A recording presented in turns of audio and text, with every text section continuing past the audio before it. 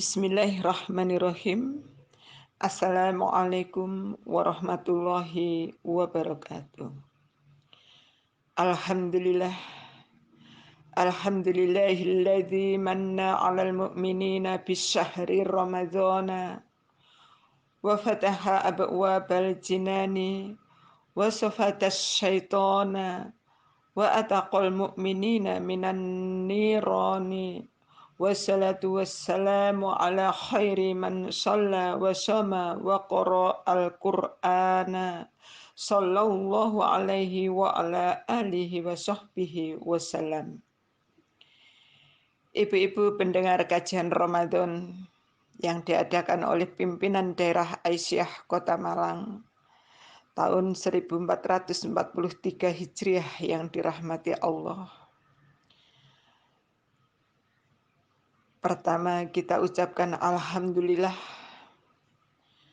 Pada hari ini kita sudah masuk hari ke-13. Allah SWT masih tetap memberikan nikmat yang banyak kepada kita semua, sehingga kita masih diberi kekuatan iman dan kesehatan untuk bisa menunaikan ibadah puasa. Semoga amal ibadah puasa dan amal-amal yang lainnya selalu diridhoi Allah.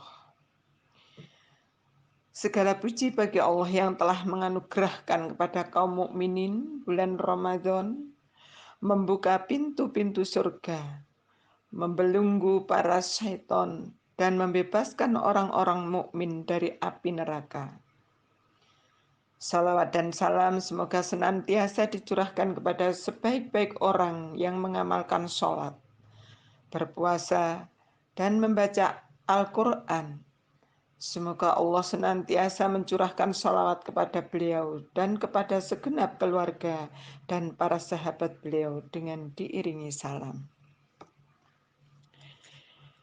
Ibu-ibu pendengar kajian Ramadan yang dirahmati Allah, pada kesempatan ini mari kita mengkaji tafsir surat Al-Baqarah ayat 60 sampai 63. Saya memulai dari Al-Quran dan Tafsir Universitas Islam Indonesia. Yang ayat 60. A'udzubillahi minasyaitonirrajim. Wa idhistasqa Musa liqaumihi faqul nadrib bi'asakal hajar. Fanfajarat min husnata asrata ainan. Qad alima kullu unasin masrabahum. Kulu wasrabu mir rizqillahi wa la ta'thaw fil ardi mufsidin. Di dalam tafsirnya Al-Quran dan Tafsir Universitas Islam Indonesia, pada ayat-ayat yang lalu Allah Subhanahu wa taala menyebutkan nikmat-nikmat yang telah diberikan kepada Bani Israel, tetapi mereka tidak mensyukuri bahwa mengingkarinya, bahkan mengingkarinya. Dalam ayat ini Allah menyebutkan lagi suatu nikmatnya yang lain kepada Bani Israel.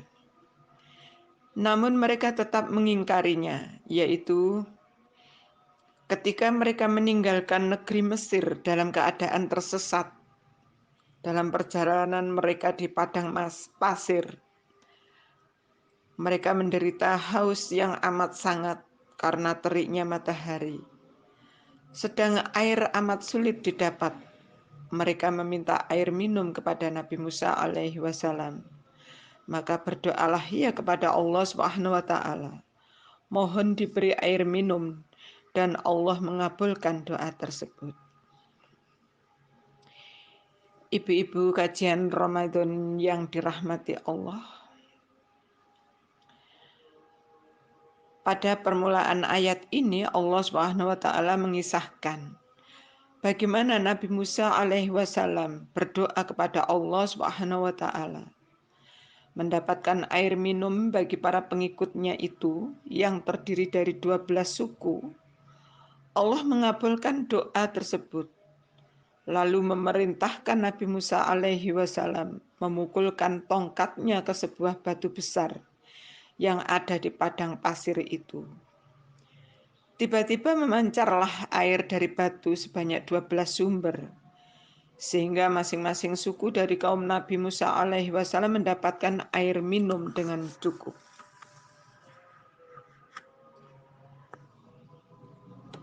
Kejadian ini merupakan mukjizat bagi Musa alaihi wasallam untuk membuktikan kerasulannya dan untuk menunjukkan kekuasaan Allah Subhanahu wa taala.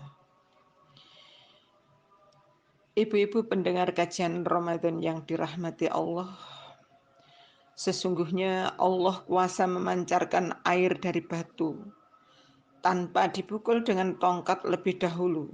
Akan tetapi Allah Subhanahu wa taala hendak memperlihatkan kepada hambanya hubungan sebab dengan akibat, supaya mereka itu apabila menginginkan sesuatu haruslah berusaha dan bekerja mendapatkannya menurut proses hubungan antara sebab dan akibat.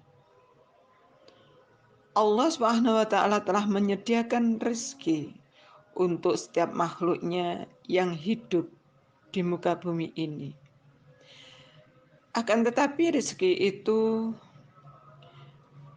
tak datang sendiri, melainkan harus diusahakan dan harus ditempuh cara-caranya. Siapa yang malas berusaha tentu tidak akan mendapatkan rezeki yang diperlukan. Akan tetapi di samping itu Allah Subhanahu wa taala telah menciptakan manusia ini mempunyai pikiran dan perasaan yang terbatas, sehingga ia hanya dapat memahami yang berada dalam daerah yang jangkauan indera, pikiran dan perasaannya. Apabila ia melihat adanya sesuatu yang berada di luar kemampuannya, ia berusaha untuk mengembalikan persoalannya kepada yang telah diketahuinya. Bila ia tidak dapat memahaminya sama sekali, maka ia menjadi bingung. Apabila hal itu terjadi di hadapannya berulang kali, maka Allah memperlihatkan mukjizat melalui para nabi sesuai dengan keadaan umat pada masa nabi itu. Ibu-ibu pendengar kajian Ramadan yang dirahmati Allah, Allah Subhanahu wa taala menyuruh mereka makan dan minum dari rezeki yang telah dilimpahkan kepada mereka, dan dilarangnya mereka untuk berbuat kezaliman. Jadi kesimpulannya adalah satu, keluarnya air dari batu setelah Nabi Musa alaihi wasallam memukulkan tongkatnya adalah merupakan salah satu mukjizat yang dilimpahkan Allah Subhanahu wa taala kepadanya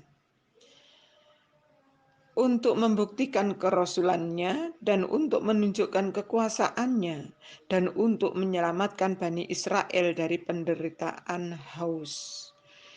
Yang kedua, Bani Israel dilarang Allah Subhanahu wa taala berbuat kerusakan di muka bumi. Ibu-ibu pendengar kajian Ramadan yang dirahmati Allah,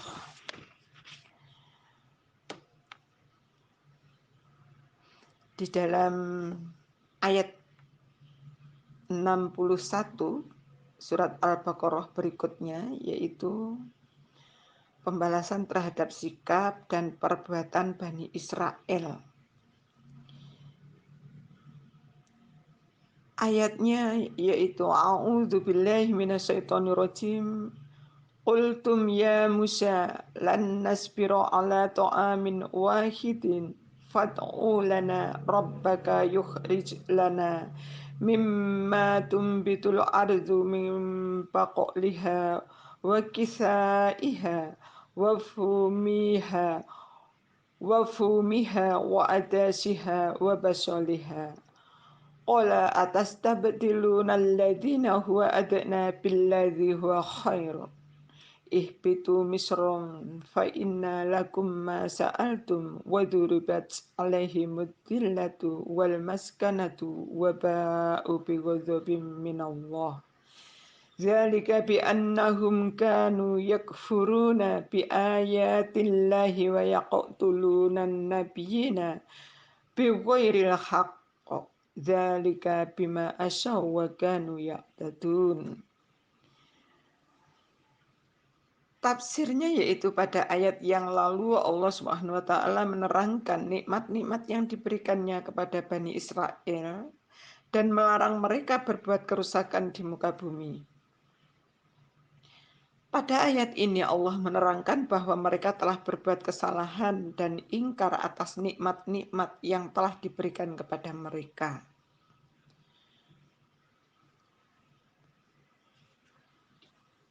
Ketika orang-orang Bani Israel tersesat di padang pasir Sinai, mereka berkata kepada Nabi Musa bahwa mereka tidak tahan terhadap satu makanan saja. Sedang yang ada hanya al-mana dan as-salwa saja. Mereka berkata demikian disebabkan keingkaran mereka terhadap Nabi Musa dan kebanggaan dengan penghidupan mereka dahulu. Ibu-ibu pendengar kajian Ramadan yang dirahmati Allah, kaum Bani Israel itu kemudian meminta kepada Musa alaihi wasallam agar berdoa kepada Tuhan, semoga dia mengeluarkan sayur-sayuran yang ditumbuhkan bumi sebagai ganti dari manna dan salwa. Mereka tidak mau berdoa sendiri, tetapi mengharapkan Musa sebagai perantara kepada Tuhan. Karena mereka memandang Musa orang yang dekat kepada Tuhan, dan lagi dia seorang nabi yang dapat bermunajat dengan Allah Subhanahu wa taala. Sayur mayur dan lain-lain yang mereka minta itu banyak terdapat di kota-kota, tapi tidak terdapat di padang pasir. Permintaan itu bukanlah sukar dicari. Mereka dapat memperoleh asal saja mereka pergi ke kota. Karena itu Nabi Musa tidak perlu berdoa kepada Allah. Nabi Musa menolak permintaan itu dengan penuh kekecewaan dan kejengkelan, dengan mencela sikap mereka, karena mereka meminta ganti al-mana dan as-salwa, makanan yang sebenarnya mengandung nilai gizi yang tinggi dan sangat diperlukan oleh tubuh, dengan sayur mayur yang lebih rendah gizinya. Ibu-ibu pendengar kajian Ramadan yang dirahmati Allah, kemudian Nabi Musa menyuruh mereka keluar dari gurun Sinai atau tempat mereka tersebut dan pergi menuju kota. Disitulah mereka akan mendapatkan yang mereka inginkan, sebab gurun Sinai tempat mereka tinggal sampai batas waktu yang telah ditentukan Allah itu tidak dapat menumbuhkan sayur-sayuran. Mereka tinggal di gurun Sinai itu disebabkan mereka lemah dan tidak tabah untuk mengalahkan penduduk negara yang dijanjikan bagi mereka. Maka sebenarnya mereka sendirilah yang menetapkan dirinya memakan makanan semacam itu. Mereka akan dapat terlepas dari hal yang tidak mereka sukai. Bila mana mereka memiliki keberanian memerangi orang-orang yang di sekitar mereka, yang menjadi penduduk bumi, yang dijanjikan Allah dan menjamin memberi pertolongan kepada mereka. Oleh sebab itu hendaknya mereka mencari jalan mendapatkan kemenangan dan keuntungan bagi mereka. Setelah Allah menceritakan penolakan Musa terhadap permintaan mereka dan sebelumnya telah membentangkan pula nikmat-nikmat yang dikurniakan kepada mereka. Dalam ayat ini Allah mengemukakan beberapa kejahatan keturunan Bani Israel yang datang kemudian, yaitu ingkar kepada ayat-ayat Allah, membunuh nabi-nabi dan pelanggaran mereka terhadap hukum Allah. Oleh sebab kejahatan-kejahatan itu Allah menimpakan kepada mereka kehinaan, kemiskinan, dan murka ilahi. Ibu-ibu pendengar kajian Ramadan yang dirahmati Allah, sudah semestinya mereka menerima murka ilahi, menanggung bencana dan siksa di dunia dan azab yang pedih di akhirat. Demikian pula mereka mendapatkan kehinaan, kemiskinan, karena mereka selalu menolak ayat-ayat Allah yang telah diberikan kepada Nabi Musa berupa mukjizat yang terang, yang mereka saksikan sendiri. Kedurhakaan dan penolakan mereka terhadap Nabi Musa adalah suatu bukti bahwa ayat-ayat Allah tidak berbekas pada jiwa mereka. Mereka tetap mengingkarinya. Mereka membunuh Nabi Asya, Nabi Zakaria, Nabi Yahya, dan Nabi yang lain dari golongan mereka tanpa alasan yang benar. Memang sesungguhnya orang yang berbuat kesalahan kadang-kadang meyakini bahwa yang diperbuatnya itu adalah benar. Perbuatan mereka yang demikian itu bukanlah karena salah dalam memahami atau menafsirkan hukum, tetapi memang dengan sengaja menyalahi hukum-hukum Allah yang telah disyariatkan di dalam agama mereka. Ibu-ibu pendengar kajian Ramadan yang dirahmati Allah, kekufuran mereka terhadap ayat-ayat Allah dan kelancangan mereka membunuh para nabi disebabkan mereka banyak melampaui batas ketentuan-ketentuan agama mereka. Seharusnya agama mempunyai pengaruh yang hebat pada jiwa manusia, sehingga penganutnya takut menyalahi perintahnya. Apabila seseorang melampaui peraturan-peraturan atau batas-batas agamanya, berarti pengaruh agama pada jiwanya sudah lemah. Semakin sering dia melanggar batas hukum agama itu, semakin lemah pula lah pengaruh agama pada jiwanya. Sampai pada akhirnya pelanggaran-pelanggaran ketentuan agama itu menjadi kebiasaannya, seolah-olah ia lupa akan adanya batas-batas agama dan peraturan-peraturannya. Akhirnya lenyaplah pengaruh agama dalam hatinya. Ibu-ibu pendengar kajian Ramadan yang dirahmati Allah, kesimpulannya adalah satu, orang-orang Yahudi menuntut kepada Nabi Musa alaihi wasallam tuntutan yang sangat banyak itu, sengaja untuk melemahkan dan mendurhakainya, karena itu ditimpakan kepada mereka kehinaan. Yang kedua, kepada mereka ditimpakan kehinaan dan laknat Allah karena mereka durhaka dan membunuh Nabi. Ibu-ibu yang dirahmati Allah, ayat berikutnya yaitu ayat surat Al-Baqarah ayat 62, pahala yang diperoleh orang yang beriman. Ayatnya yaitu a'udzubillahi minasyaitonirrajim. Innalladzina amanu walladzina hadu wan nasara wassabiina man amana billahi wal yaumil akhir wa amila sholihan falahum ajruhum inda rabbihim wala khaufun alaihim wala hum yahzanun. Tafsirnya yaitu sesudah Allah dalam ayat yang lalu menerangkan keingkaran dan kesalahan-kesalahan orang Yahudi yang menyebabkan mereka mendapat kemurkaan Tuhan dan menderita kehinaan dan kemiskinan, maka pada ayat ini Allah SWT menjelaskan kepada semua golongan agama lain, jika mereka beriman dan bertaubat, tentulah mereka mendapat pahala di dunia dan akhirat, seperti yang diperoleh orang-orang mukmin lainnya. Dalam ayat ini Allah menjelaskan keadaan tiap-tiap umat atau bangsa yang benar-benar berpegang pada ajaran nabi-nabi mereka serta beramal soleh. Mereka akan memperoleh ganjaran di sisi Allah karena rahmat dan magfirah Tuhan selalu terbuka untuk seluruh hamba-hambanya. Untuk orang-orang Yahudi ataupun untuk lain-lainnya, siapa saja berbuat dosa besar yang membawa murka Tuhan, kehinaan akan menimpanya. Tetapi bila mana ia beriman dan bertaubat, niscaya Allah mengampuninya dan memberikan ganjaran kepadanya di dunia dan akhirat. Ibu-ibu pendengar kajian Ramadan yang dirahmati Allah, yang dimaksud dengan orang-orang mukmin dalam ayat ini ialah orang yang mengaku beriman kepada Muhammad Rasulullah SAW dan menerima segala yang diajarkan oleh beliau sebagai suatu kebenaran dari sisi Allah.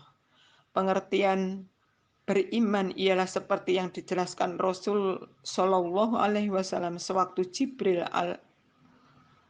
Alaihi Wasallam menemui beliau. Beliau berkata,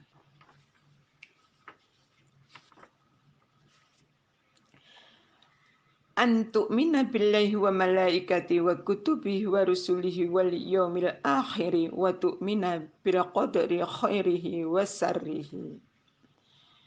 Dan yang dimaksud orang Yahudi ialah semua orang yang memeluk agama Yahudi. Mereka dinamakan Yahudi karena kebanyakan mereka dari keturunan Yahudi. Salah seorang keturunan Yakub atau Israel yang dimaksud orang-orang Nasrani ialah orang-orang yang menganut agama Nasrani.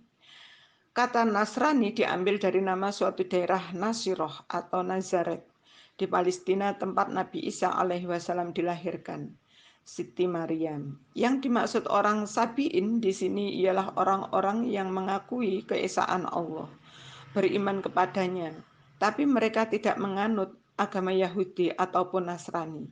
Siapa saja di antara ketiga golongan di atas yang hidup pada waktu sebelum kedatangan Nabi Muhammad SAW benar-benar beragama menurut agama mereka, membenarkan dengan sepenuh hati akan adanya Allah dan hari kiamat, mengamalkan segala tuntutan syariat agamanya, mereka mendapat pahala dari sisi Allah Subhanahu wa taala. Sesudah kedatangan Nabi Muhammad SAW, seluruh umat manusia diwajibkan beriman kepadanya dan segala ajaran-ajaran yang dibawanya, yakni dengan menganut Islam. Kesimpulannya yaitu satu, Allah SWT memberikan pahala dan menghilangkan rasa kekhawatiran dan duka cita kepada orang-orang yang benar-benar beriman kepada Allah, hari kiamat, dan melakukan segala amal yang dituntut syariat agamanya. Yang kedua, sesudah kedatangan Nabi Muhammad SAW, wajiblah atas umat manusia mengikuti agama yang dibawanya. Ayat berikutnya yaitu ayat 63 yang berbunyi, A'udzubillahi minasyaitonirrajim wa id akhadna mitsaqakum wa rafa'na fawqakumut tura khudhu ma atainakum biquwwatin wadhkuru wa fihi la'allakum tattaqun. Tafsir menurut Quraisy Shihab, tafsir Al-Misbah, yaitu ayat ini berbicara tentang peristiwa yang mereka alami ketika menolak melaksanakan kandungan kitab suci Taurat. Ketika itu Allah memerintahkan malaikat mengangkat gunung Tursina ke atas kepala mereka, yang kini berada di Sinai, dan ingat pula lah ketika kami mengambil janji dari kamu dan kami angkatkan gunung Tursina di atas kamu. Ini terjadi ketika mereka pada mulanya memohon untuk melihat Allah di dunia ini dengan mata kepala, lalu Allah mendengarkan kepada mereka halilintar yang mematikan mereka. Dan setelah mereka dihidupkan kembali, mereka menolak mengamalkan kandungan kitab suci karena menilainya berat untuk dilaksanakan. Menghadapi pembangkangan itu, Allah mengangkat gunung Tursina dan mengancam untuk menjatuhkannya di atas kepala mereka. Ketika itu barulah mereka tunduk dan sujud, pertanda bersedia mengamalkannya. Konon mereka bersujud sambil mengarahkan pandangan ke arah gunung di atas mereka. Takut jangan sampai gunung itu jatuh di atas mereka. Itu sebabnya, sebagaimana dituturkan oleh As-Sarrawi, hingga kini cara sujud orang Yahudi adalah dengan mengarahkan sebelah wajah ke bawah dan sebelahnya yang lain memandang menuju ke atas.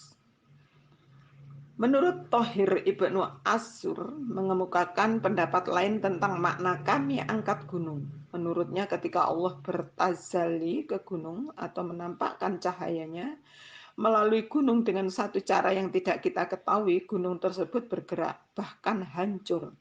Asap berterbangan, guntur bersahut-sahutan, dan kilat menyambar. Nah, ketika itu boleh jadi mereka bagaikan melihat gunung seperti awan yang berada di atas mereka. Karena itu pula dalam Quran surat Al-A'raf ayat 7 dinyatakan, dan ingatlah ketika kami mengangkat gunung ke atas mereka seakan-akan gunung itu naungan awan dan mereka yakin bahwa itu akan jatuh menimpa mereka. Pendapat ini lebih logis dari pendapat As-Sarrawi dan banyak ulama selainnya menyatakan bahwa Gunung Tursina diangkat oleh Allah di atas kepala mereka. Memang ada riwayat-riwayat yang kandungan demikian, tetapi nilainya sangat lemah. Ibu-ibu kajian Ramadan yang dirahmati Allah, selanjutnya ayat di atas menceritakan apa yang terjadi setelah peristiwa yang disebutkannya itu. Ketika peristiwa itu terjadi, Allah mengambil janji mereka, yaitu peganglah teguh-teguh apa yang kami berikan kepada kamu. Dan ingatlah selalu, yakni amalkan apa yang ada di dalamnya agar kamu bertakwa, yakni melaksanakan yang diperintahkan, jauhi yang dilarangnya, ingat-ingat kandungannya agar kalian dapat menghindar dari siksa, yakni sanksi yang ditetapkan Allah. Ayat ini memberi isyarat yang sangat jelas bahwa kehadiran kitab suci bukan sekedar untuk dibaca, apalagi dijadikan hiasan di rumah atau di kendaraan, tetapi untuk dipelajari, dihayati kandungannya, dan diamalkan dengan harapan dapat mengantar kepada ketakwaan, yakni keterhindaran dari segala macam sanksi dan bencana di dunia dan di akhirat. Pakar hadis An-Nasa'i meriwayatkan melalui Abu Sa'id Al-Khudri bahwa Nabi Shallallahu Alaihi Wasallam bersabda, sesungguhnya salah seorang manusia yang paling bejat adalah seorang fasik yang membaca Al-Quran sedang dia tidak memperhatikan sesuatu darinya, yakni tidak mengamalkannya. Di atas terbaca bahwa gunung Tursina diletakkan di atas kepala mereka sebagai ancaman, atau mereka merasa yakin setelah melihat asap beterbangan serta mendengar guntur dan menyaksikan kilat, mereka yakin bahwa gunung akan menimpa mereka. Baru kemudian mereka diberi pilihan, melaksanakan kandungan Taurat atau gunung Tursina runtuh di atas mereka.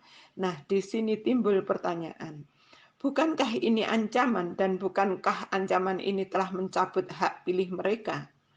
Bukankah ini bertentangan dengan hak pilih yang sejak semula Allah telah menganugerahkan kepada manusia? Kita berkata, tidak, karena ancaman tersebut tidak mencabut hak pilih mereka. Selanjutnya, apakah ketaatan kepada Allah harus disertai dengan ancaman? Bukankah ini pemaksaan untuk taat? Jawabannya serupa dengan menjawab pertanyaan yang diajukan kepada seorang ayah yang mengancam akan memukul anaknya bila ia tidak minum obat. Ini bukti kasih sayang, karena kalau tidak, hidupnya terancam. Akal anak yang diancam itu belum dapat memahami kemaslahatan minum obat, kecuali dengan membujuk atau mengancam. Memang akal manusia ketika itu, yakni pada masa Nabi Musa alaihi wasallam, belum sampai pada satu tingkat kedewasaan, seperti kedewasaan seseorang yang bersedia meminum obat yang pahit dan penuh kesadaran dan tanpa paksaan.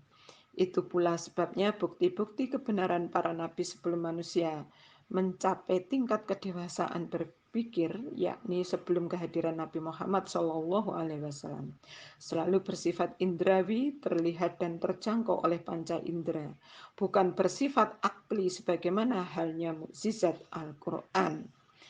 Namun untuk kesekian kalinya orang-orang Yahudi enggan dan ingkar janji, sehingga Allah mengingatkan mereka lagi. Demikianlah ibu-ibu kisah Bani Israel, ya, kaum Yahudi yang selalu ingkar janji dan mengingkari nikmat-nikmat Allah. Selalu mereka menentang apa yang telah diajarkan oleh Allah. Semoga kita bisa mempelajari Al-Quran dan memahami maksud dari Al-Quran, kemudian kita aplikasikan dalam kehidupan sehari-hari. Dan semoga tambah kuat iman kita untuk dan selalu bersyukur kepada Allah Subhanahu wa taala yang Allah karuniakan nikmat kepada kita semua. Saya akhiri sekian, mudah-mudahan bermanfaat. Nasrum minallah wa fathun qarib wa basyiril mu'minin. Wassalamualaikum warahmatullahi wabarakatuh.